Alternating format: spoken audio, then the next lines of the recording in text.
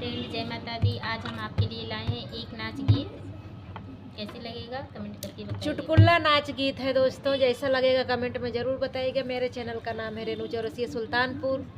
आप भी बोल दीजिए। सोनी लोक गीत मेरे चैनल का नाम है फ्रेंड। रीता पाल ऑफिशियल, इनका मना कर दिया तो जड़ से मुँह बंद कर ली। मुझे 2 बार बताना पड़ा अपने चैनल का नाम। बस बस चलो। अब नहीं।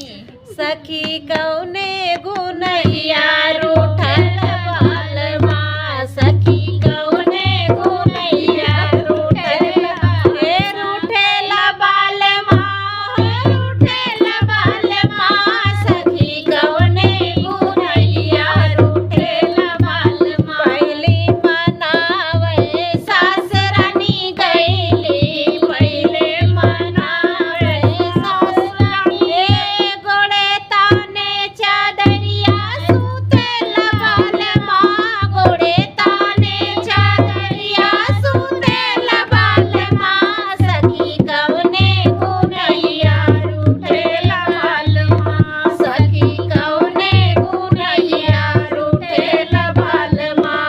दूसरी मनावे जेठरानी गईली, दूसरी मनावे जेठरानी गईली, हाथे लियले घड़ियवा रूठले बालमा, हाथे लियले घड़िवा देखत बालमा, सखी कौने गुनैया रूठल बालमा, सखी कौने गुनैया रूठल बालमा, हे रूठल बालमा, रूठल बालमा, सखी कौने गुनैया रूठल बालमा, सखी कौने गुनैया रूठल बालमा।